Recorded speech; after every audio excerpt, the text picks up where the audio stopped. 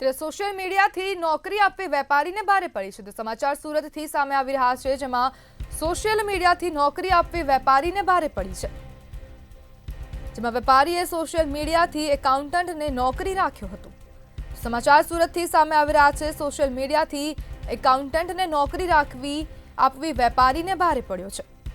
જેમાં એકાઉન્ટન્ટ દ્વારા ₹17.73 લાખની છેતરપિંડી કરવામાં આવી છે અને સુરતના કાપોદ્રા પોલીસ સ્ટેશન હદ વિસ્તારમાં આ બનાવ બન્યો છે, જેમાં અવસર ફેટાની દુકાનના માલિકે સોશિયલ મીડિયામાં જાહેરાત આપી હતી। સમાચાર સુરતથી સામે આવી રહ્યા છે, જેમાં જાહેરાત થકી આરોપી ધ્રુવ પંડ્યા 18,000ના પગારમાં નોકરીએ લાગ્યો હતો। નોકરીએ લાગ્યા બાદ આરોપી ધ્રુવ પંડ્યાએ પોત પ્રકાશ્યું હતું।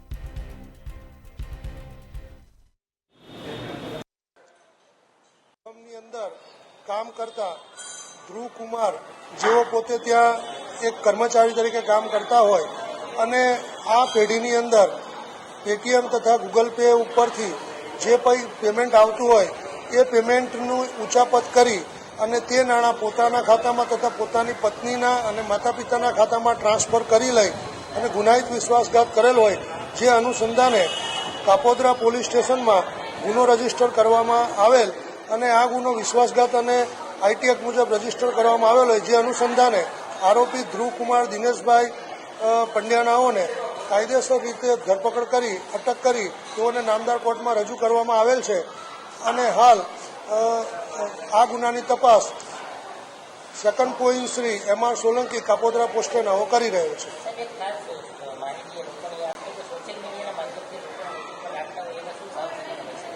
ખાસ કરીને સોશિયલ મીડિયા દ્વારા જે મેસેજો દ્વારા લોકોને સસ્તામાં વસ્તુઓ પધરાવવા માટેની જે લોભામણી જાહેરાતો આવે છે, જે અનુસંધાને પબ્લિકે પણ આ વેબસાઇટો સાચી છે કે ખોટી છે અને એમાં જે વસ્તુઓ મળે છે તે ખરેખર જે પેઢીની છે અથવા જે ફર્મની છે કે જે કંપનીની છે તે બરાબર છે કે કેમ તેની ચકાસણી કરવી જોઈએ અને પછી જ એના ઉપર કામ કરવું જોઈએ।